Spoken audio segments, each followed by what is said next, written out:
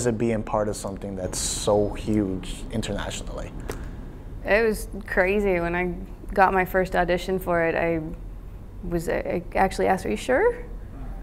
You want me to audition for this?" Okay, yes. It was amazing. It's a legacy. For me, the shock didn't really set in until after we finished filming. I didn't really grow up watching Power Rangers. Traveled a lot, so we didn't watch a lot of TV at home. So after I auditioned, I YouTubed it, found out there was a huge cult following for it, so it didn't really set in until after. How was your awareness of the Power Rangers before you auditioned? It came out when I was 12, so 92, and I was just on the cusp of not introducing new shows that weren't really set in stone for me. All the cartoons, the Disney Afternoon, it was full. I had a full roster, so I didn't have room to introduce new things. But I heard about it. Everybody was watching it. I'm like, what is this thing you guys are watching? Did you go in with any color preference for one of the Rangers? Of course. I wanted to be pink. I went in auditioning for yellow, so I was beyond stoked when they gave me pink. Being a ranger is much more important.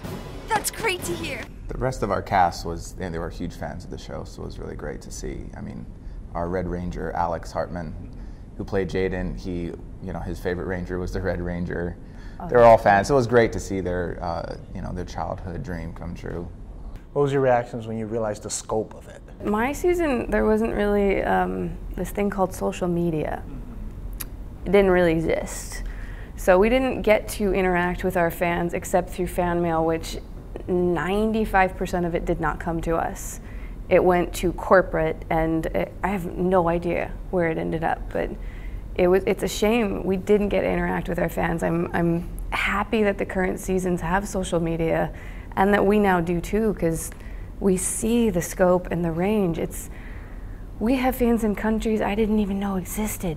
What do you think has lended to having such a longevity, even without the social media that happened before? I mean, it's been over 20 years now, and the show's still going strong and known everywhere.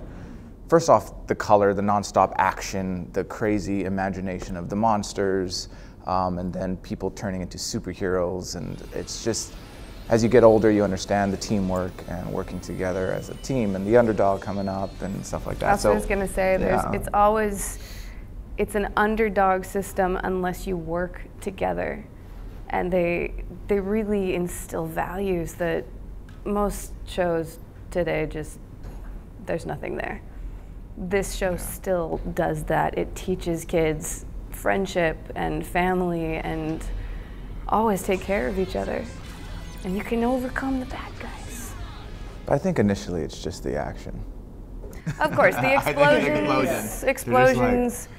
We had gasoline explosions that were building stories tall in the middle of cities. People would be walking down the streets just, the heck are they? Oh, Power Rangers. I know they'll do reunion episodes. How is it going into that episode and then seeing all the other people that have been in your role from all different shows? There are so many of us.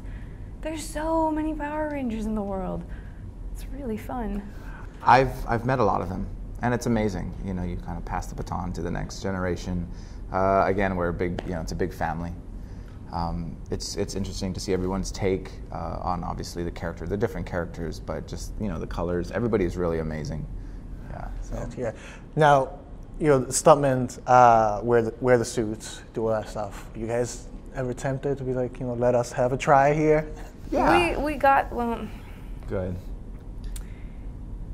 I don't know if you are familiar with the Rangerdom at all, but originally they could do their own stunts.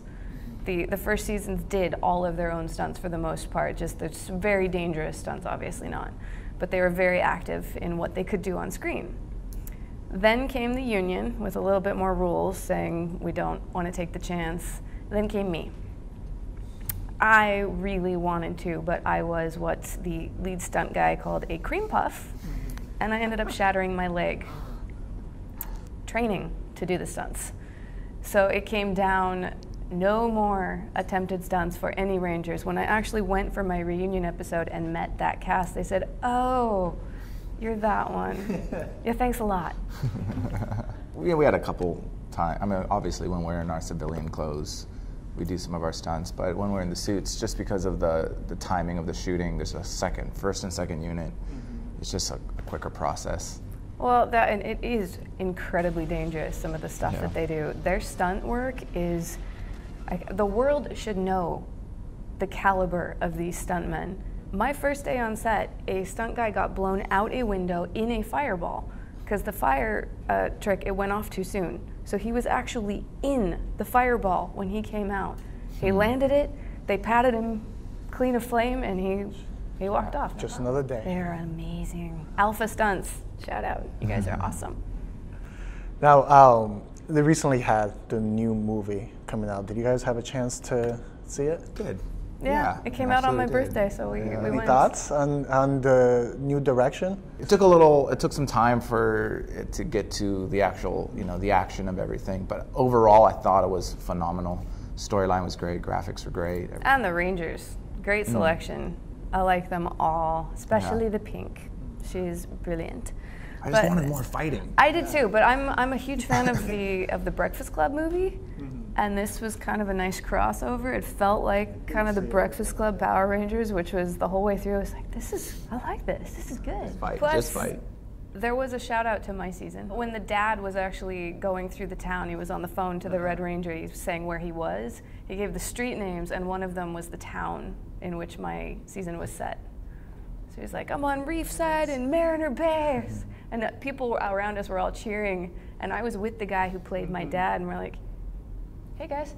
Yep, no.